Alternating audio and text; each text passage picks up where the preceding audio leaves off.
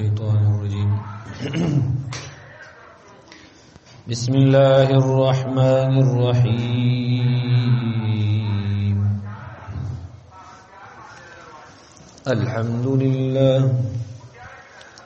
الحمد لله نحمده ونستعينه ونستغفره ونؤمن به ونتوكل عليه ونعوذ بالله من شرور أنفسنا ومن سيئات أعمالنا من يهده الله فلا مضل له ومن يضلله فلا هادي له ونشهد أن لا إله إلا الله وحده لا شريك له ونشهد أن سيدنا وحبيبنا ومولانا محمدا عبده ورسوله أما بعد فأعوذ بالله من الشيطان الرجيم بسم الله الرحمن الرحيم وأن استغفروا ربكم إنه كان غفارا يرسل السماء عليكم مدرارا ويمددكم بأموال وبنين ويجعل لكم جنات ويجعل لكم أنهارا ما لكم لا ترجون لله وقارا وقال الله تعالى في مقام آخر إن الله وملائكته يصلون على النبي يا أيها الذين آمنوا صلوا عليه وسلموا تسليما اللهم صل على محمد وعلى آل محمد كما صليت على إبراهيم وعلى آل إبراهيم إنك حميد مجيد مولاي صل وسلم دائما أبدا على حبيبك خير الخلق كلهم زما عزت مندو مشرانو کشران رڑو اللہ جل جلالہ انسان دنیا تارا لے گلے دے دنیا کے بعد انسان کمے بیشے غلطیانی نافرمانیانی وغیرہ وغیرہ گناہوں نہ کیگی او دا انسان بیا الله جل جلاله ته توبه وباسي زکه چې الله جل جلاله په خپل باندې په خپل کلام الله کې انسان ته خلق الانسان ضعیفا ویلی انسان دیبه غلطی کوي ددنه به ګناه کیږي ددنه به کمزوری کیږي ددنه بکله زیاته کیږي کلمه دبل دلاز نه د سره زیاته کیږي او کله کله با د پخپل باندې ظالم جوړيږي نو انسان په دنیا کې با کله خکارونه کوي او کله کله به داسې بد کارونه وکي چې ټول معاشري د پاره با یو سیس به وګرځي او ټول معاشره کې بابیا دی انسان ته په هغه نافرمانه سره یادګیر نکېږي چې دا هغه پلان کې ظالم او جابر سره چې داسې واقعیا کړو او یا چې کوم نه دا انسان به داسې ګناه وکي داسې ګناه به وکي چې په معاشره کې به هغه تر ډېر زمانه پورې یادېږي چې هر پلان کې خان یو ګناه کړي و او دا چې کوم دی نو داغه په خاندان کې دی او دا چل او دا هغه چل خو به هر کیف انسان نه به ګناه کیږي انسان نه به خطا کیږي کله به دا ګناه د قصد نه وي او کله به دا ګناه چې کوم دی نو د خطا نه به وي دی به فهم نه وي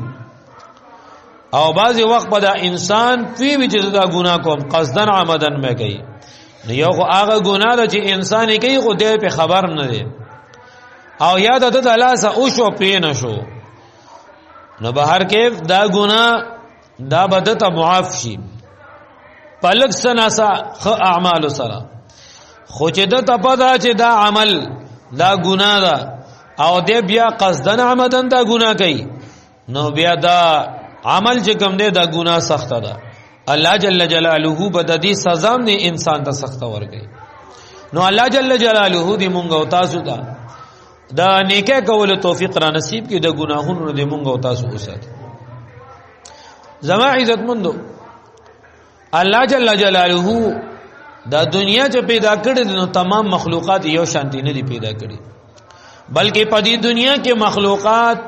دا بس کمزوري وي او سبا تکړه وي سبا جابر وي او سبا مظلوم وي او ډیر خلک په کوم دي مالدار به خو ظالمان به او ډیر خلک به مالدار وي خو مظلومان به او ډیر خلکو سره به مال او جیداد وغیرہ نه وي خو هم به ظالمان وي بهر کې په هر طبقه کې کا خان دی کا امیر دی په خانانو کې هم مظلومان هم شته او ظالمان هم شته او په غریبانو کې فقیرانو کې هم غریبان هم شته او ظالمان هم شته بهر کې خبره د خبره مقصد زمادار دی چې انسان په دنیا کې پاتې کیږي په دنیا کې زندگی تیری نو دا انسان بکلا گناہ خطأن بددن کیږي او کله بد گناہ د قصدن عمدن کوي نو زما عزت مندو د دې گناہ نه چې کله دا انسان توبه او باسي او الله جل جلاله لوی بڑای بیان کی چې اے زما آقا اے زما الله اے زما مالکا چې تمام مخلوقات او ته رزق ورکې اے خالقا چې دا ټول تمام مخلوقات پیدا کون کیا دا تمام تعریفات بد الله بیان کی او بیا به وی چې اے الله زما پلان کې ګناه ماته معاف کی نو زما عزت مندو الله جل جلاله د انسان ګورا چې انسان نه ګناه کیږي نو یقینا دا الله ددن نه کوي خو به هر کیف دا انسان توی نشي مازغي کارونه کی او ددن ګناه وشي او بیا دې په دې ګناه باندې توبه تایب چې ګرځي نه هم الله وت طاقت ورکی الله په خپل فضل وکي ځکه چې عمل صالح ډیر کړي نو ځکه الله جل جلاله ورته د نیکه دروازې کولو کی نو د توبې توفیق ور نصیب کی نو زما عزت مندو دا انسان چې کله توبه وباسي نو وی الله جل جلاله داسې خوشحاليږي داسې چې یو انسان نه آغا چرته مال او دولت چا قبض کړی وي او یاد دنه ورکشوي مال دته اچانک ملو شینو د پاغي باندې څومره خوشحاليږي نو دغه شانتي الله جل جلاله چې یو ګناهګار انسان د په دنیا کې وخت یې په ګناهونو کې تمام زندگی تیری او الله ته نه هیر دی نیک اعمال ته نه هیر دی منځونه او د سنت نه هیر دی او روزه او زکات او وغیرہ وغیرہ تمام نیک کارونه ته نه هیر دی نو بیا د دینه باوجود جدت څنګه الله رایا چیو دی الله ته توبه وباسي نو الله جل جلاله په دې باندې داسې خوشحاليږي لکه انسان ته چې خپل ورکشوي مال ملو شي او دې په هغه باندې خوشاله شي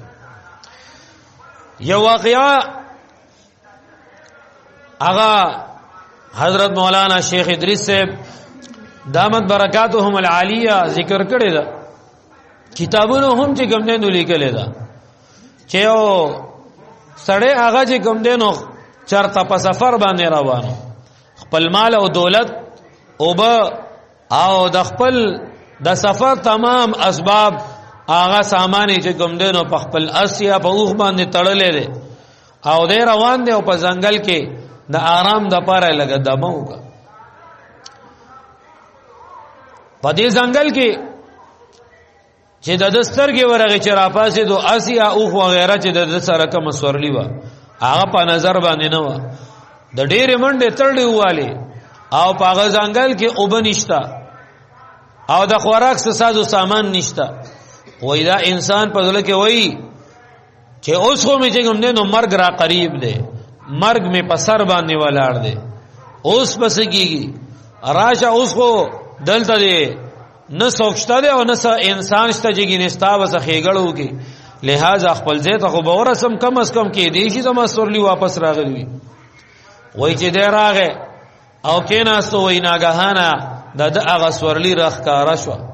او دې د تمام اسباب د سفر هغه ټول پدې د په سورلې باندې پراتو و چې کله د نظر وکړو وای هغه تمام د سفر چې کوم اسباب او ځان د مهیا کړیو هغه ټول په پراتو او دې د ډېر خوشاله نه وای لکه څنګه چې موږ خوشاله هو چې یا الله ستا شکر دې یا الله ستا شکر دې نو وای دې د جبه چې کوم نه وای غلطه شو یعنی مطلب دا دی چې الله ته مونږ چغو چې یا الله شکر دې نو دې وای شکر دې چې ما دا الله پیدا کړې او دا مال ما تراکو یعنی د ډېر خوشاله نه د هغه جبه چې کوم نه پاغیم پینې شو هغه الفاظ وته د ډېر خوشاله نه نو چې کله یو انسان حضور مبارک صلی الله علیه و آله وسلم فرمایي چې کله یو ګناهګار سره هغه د ګناهونو لا تمام زندگی 50 پتا ویا تیا کله هغه د ګناهونو لت پتوي نو د الله نه ورکته کنه ده د الله نه ځان ورکړل دی کنه او یکایک د مسجد تراشی او الله ته پجړاشي او په خپل ګناهونو توبه او استغفار کوي نو وای هم دک شان دي دا الله دک شان ته خوشاله شي چې څنګه دا انسان دا د سفر سامان او اس و غیره تمام اسباب د تجارت او د سفر هغه ټول ورته ملو شي یکدم او ډېر خوشاله شي نو وای ان الله جل جلاله هم د انسان ته داسې خوشاليږي چې په خپل ګناهونو باندې توبه او استغفار کوي نو الله دې مونږ او تاسو ته په خپل ګناهونو باندې توبه او استغفار توفیق را نصیب کړي زما عزت مندو اوس کوم نه مونږ او تاسو تمام انسانان ګناهګار یو یقینا د ګنا نه لت پدیو د سترګي ګنا د غوګونو ګنا د جیبي ګنا خو هغه زمونږ او تاسو روټه ده بیا دا شانتي د مازغو سوچ فکر د زړه سره پاغي کې هغه تمام سوچ او فکر دغه شانتي تمام اعضاء په ګناه باندې لت او پد دي نو چې دا انسان الله جل جلاله ته په کومه طریقه باندې با اوس توبه وباسي وای دا توبه د پاره چې کوم نه وای درې شرایط دي تفاسیر او مبارکه هم لیکلي دي علماء کرام هم لیکلي دي چې وای کله انسان د خپل ګناه نه د ګناهونو نه توبه وباسي نو اول خو بده دا کوي چې کومه ګناه د کمی ګناه نه د توبه وباسي نو هغه با ظاهرا هم وي او باطنا به هم وي یعنی چې سړی وای چې یاره بس ما ګناه پرې خدا نو د تمام جسم هغه د شریعت مطابق کی او ځل کې هم چې کوم دینو د هغه ګناه نه بیا نفرت پیدا کی نو د ګناه نه با اله چې کوم دینو ست توبه قبليږي چې کله ته په ظاهرا او باطنا هغه د ګناه نه چې کوم دینو توبه وباسي چې هغه بیا په ژوندۍ کې ته نه کې او دیم شرط ده چې دا انسان چې کوم ګناه کړی دا په تمام ژوندۍ کې بیا هغه ګناه ته ورنږدې کیږي نه او درې مدا چې په خپل ګناهونو باندې به استغفار وایي استغفار څه مطلب اوس که یو سړی دی هغه په پښتو کې هغه استغفر الله نه ورځي ډیر خلک داسې شته د نن یو وخت وړاندې ما یو مسجد کې مونږ کولو یو کاکا کساب کاکا را سره داسې جوخ ناستو نو هغه وی چې څنګه سلام وګرځیدو نو ټول وی استغفر الله استغفر الله استغفر الله. حدیث مبارکونه ثابت دي. حضور مبارک صلی الله علیه و آله وسلم فرمایي چې کله ته د فرض مون فارغ شي نو درې ځل استغفر الله استغفر الله او په دریم ځل باندې په اوچت आवाज سره وای استغفر الله. ډیر خلک چې کوم نه نو په دې باندې بیا اعتراض کوي چې ولې ته د ګناه د کار نه چې کوم دې فارغ شې استغفار وې. خلک اعتراض کوي. مونږ د ډیرو خلکو دا سوال کړی دی چې یاره استاد جی چې کله فرض مونږ شي دا ډیر خلک تیز باندې وای استغفر الله استغفر الله استغفر الله. نو ولې موږ څه د ګناه د کار نه چې کوم نه نو فارغ شې توبه وباسو. موږ د الله سره خبرې وکي او په غیبه باندې توبه وباسو. نعوذ بالله من ذلک. دا خدا شو چې د الله په دې ملاقات باندې او د الله په دې عبادت باندې یعنی موږ په ګناه کې اخته اوسه چې دینه توبه او استغفار کې نه. دا استغفار د دې لپاره دی چې په دې فرایضو کې د الله په دې ملاقات کې د الله سره په دې خبره کې چې ما نه کم کمی او بشي شوی دی اے رب کریم پاغه باندې زه توبه وباسم ما ستاسو عبادت حق ادا نکو لہذا زه د دې د وجه نه توبه او استغفار کوم. نو ما په خبره پېښ شوی کنه. نو هغه ما سره جوق ناشته نو کاکا وای استغفار استغفار استغفار. نو بس بیا ما ویره بس اوس دا کاکا دی نو د سره بوس کمی شجرې وامه خو بس خو به هر کې که چرته استغفر الله د تن درځي نو په پښتو کې مېره چې یا الله زما دي توبه وي یا الله زما دي توبه وي. الله جل جلاله ته صرف دا الفاظم چې کوم دینو آغا دا برابر دي خو شرط داري چې یوازې په جبه باندې توبه نه وي پزله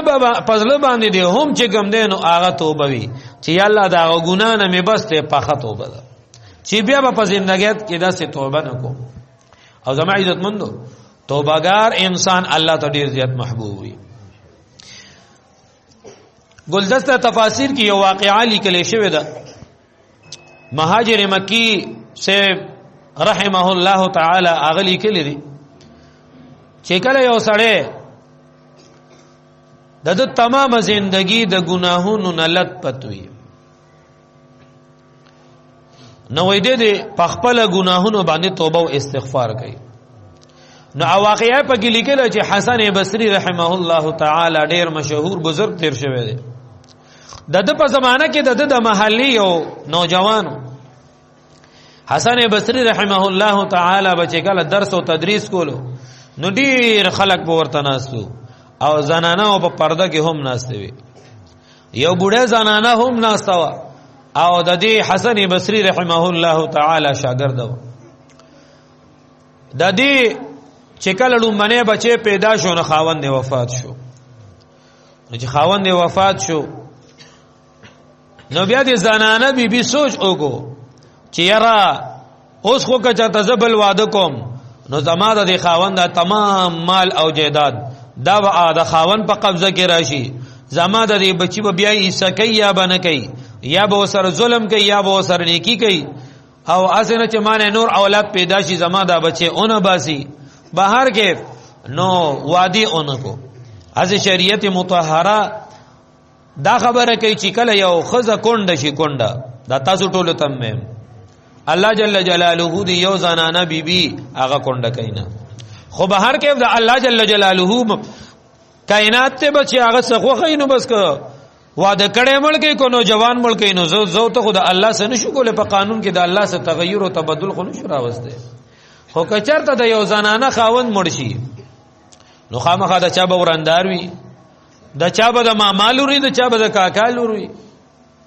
نو پکار خدا دا چې پکور کې اول لیور پاغي باندې نکاح وتړي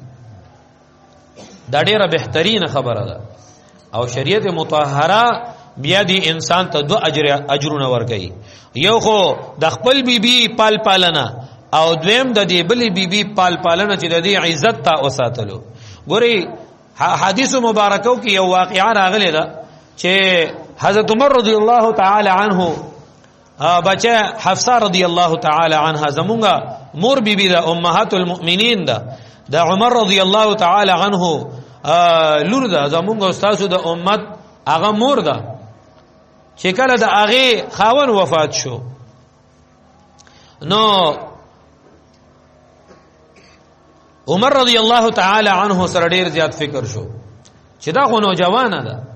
او د دې اسنه چرته غلط کار د دینه اون شي اسنه زموږ عزت چرته خراب نگی اسنه چرته آخرت زموږ او د دې خراب نشي اسنه چې په دنیا کې چرته غلط نشي نو لہذا ډیر فکر ور سره نړمبه ابوبکر صدیق رضی الله تعالی عنه پسې راغی او بیا چې کوم دی هغه ورته وی چې یاره ماته خو د نکاح ضرورت نشته زه په سفر روانم چې سفر نه راشم بیا بګورو بیا حضرت عثمان رضی الله تعالی عنه ته ورپسې لاړو بیا حضرت علی رضی الله تعالی عنه پسې لاړو یعنی هغه خپل مرګرو پسې لاړو چې یاره زما لور کونډه شوې ده لہذا که تاسو ته د نکاح ضرورت وي نو لہذا دا ځان ته په نکاح کوي زه ته به داسې وګو اصل د مسلمانانو طریقه دا ده چې کله یو نوجوانه آغا بچه پکور کې آغا بلوغ ته ورسی نوې په محله کې به اعلان کوي چې زما بچه آغا د واده قابل ده لہذا که څوک رشتہ کول غواړي زما لور آغا حاضر ده خو به هر کې زما استاد دنیا رواجونه وغیرہ آغا بل طرف ته خبر وګديږي حضرت عمر رضی الله تعالی عنه ته تمام خلفای راشدین درو واړو بهانی وغیرہ کې خود نکاح خبره وسر جوړ توړې وسرونو کو خو چې کله یو داغي عدت پوره جو سلور میاشتې ولا سره دي نو بیا حضور مبارک صلی الله علیه و آله وسلم مبارک د نکاح پیغام مت اولېګلو نو بیا حضرت عمر رضی الله تعالی عنه ډیر غوسه په دې درو مرګرو باندې او ټول ته ډیر غوسه چې یاره تاسو زما د لور نکاح چې کوم دین هغه قبول نه کا شکر دې چې تاسو نه خنیکا زما لور ته الله جل جلاله ورکا نو زما عزت مندو چې کله پاکور کې یو لور کونډه شي یو بچی کونډه شي نو ډیره خبره ده چې آغا یو انسان آغا لی ورتا یا یو نواده کړي تا یو رشتہدار داغه پنیکا کی اکثر بیا تمام معاشره کې بیا د داسې زنانو بیبیانو نه آغا شر او فساد چې کوم نه پیلاویږي نو الله جل جلاله دې زمونږ او تاسو په حال باندې رحم وکي الله جل جلاله دې په مونږ او تاسو باندې پردې واچي نو بهر کې حسن بصری رحمه الله تعالی عنه دا هغه په درس او تدریس کې یو زنانه بیبي ناسته ده او داغي نوجوان خاون وفات شوی دی او داغه خبره می تاسو ته وکي کو واده می وګو نو دا ټول مال او جیداد به خاون ته لړ شي او زما د ازوی به بهر کې هغه سر و ظلم او ستم وی لہذا هغه چې کم دینو نکاح هغه بیبي اونکا احادیث مبارکو کې دا خبرم راغلی ده چې کله یو زنانه هغه کونډه شي او د خپل بچو د پاره د خپل ځواني او خپل زړه او خواهشات هغه قابو وساتي او په دې حال کې چې دا غیس اتیاسل کال عمر شو د دې بچو پالنو کې او په دې حال کې دې تمرګ راغې و یو سکند د دې په جهاد فی سبیل الله کې تیریږي چې کله یو مجاهد آغا څنګه په جهاد فی سبیل الله کې زی او تور اخلي او خرچه کوي او خپل مرګ چې کم دینو هغه په تلی کې خوي دک شانته دا زنه هغه ته هغه مجاهد ته څنګه اجر او ثواب ملاويږي دک شانته بده کونډه ته هم اجر او ثواب د سکند الله ورکوي نو زما عزت مندو دغه زنانه بیبي واده اونو کو او د دې بچي دا ډیر نافرمانه شو شب دا په ځوانه کې چې کوم نه نو هغه شرابي جوړ شو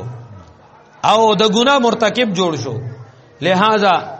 اخیری بلا زمانه په کې تیر شو حسن بصری رحمه الله تعالی بوته هر ټیم وصیحت او نصیحت کولو او د تربیت خبره به وته کولې بچي الله او پیجنو د الله رسول پیجنو کلام الله او پیجنو لہذا نیک اعمالو کا او د دې ګناهونو نه توبه وباسه خو به هر کې د نوجوان هغه د خپل ګناهونو نه توبه ونه وستا او په دې حال کې چې د بیمار شو څه زمانہ پس چې کم نه زن کدن حالات چالو کیږي اخیری وخت چالو کیږي مور وته چې کم نه سر تکې ناستا او مور هغه ورته وی چې بچي زما خو دیونه منله زما زندگی دیم تباہ کا خپل دیم تباہ برباد کا لہذا اس سے کم دینو توبه خو باسا کنه نو لہذا هغه نوجوان وته وی لا شو ماته حسن بصری رحمه الله راولا او زما تاسو راواده چې دینه پس بګه خیر ز ګنا نه کوم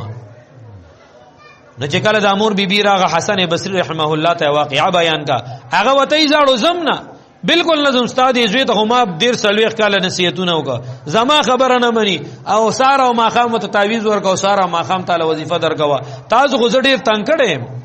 لہذا نو جنازې له درځم ونستا د اخیری وصیت ته پاره درځم لہذا چې کور تراغه مور بیبي جړل او د نو جوان ته وای بچي چې حسن بصری رحمه الله تعالی هغه نستا جنازه کوي او نه چې ګمنه نو تا ترازی ځکه تا خو هغه لړ پوخ کړي دي نو دې وای مور ته وای مور عزت ته یو دو وصیت کوم چې کله زمړ شمه نو د خپل لوپټه به زما دي مرته واچو مدي محله کې په دې کلی کې به مارا کاږي مور بیبي وته وای دا ولې وای زکه چې ما تمامه زندگی په ګناهونو کې لت پت تیر کړی دا نو لہذا چې بل نوجوان بیا داسې کارونه کوي او بل دا چې ما دا مسلمانانو په قبرستان کې بنخخه زکه زغه ګناګار ما او لہذا زما د ګناهونو د وجه نه با ما ته سزا ملويږي نو لہذا هغه د سزا او زما اوازونه او چغي سوري خو به کم از کم مسلمانان خو به د اخیری ژوندۍ خو به د مسلمانانو چې کم دینو مان لګ په امن کې وی کنه چاته خو به تکلیف نه کوي نو زما عزت مند پزله کې چې کله توبه وستا الله جل جلاله حسن بصری رحمه الله تعالی هغه لیکلی دی چې کله ز اود شم نو ما ته په خوب کې الله جل جلاله ملاقات وشو چې اے حسن بصری رحمه الله تعالی چې ته زما د ولی چې کوم نه نو جنازې تم نه تیار اوس چې کوم نه نو یادا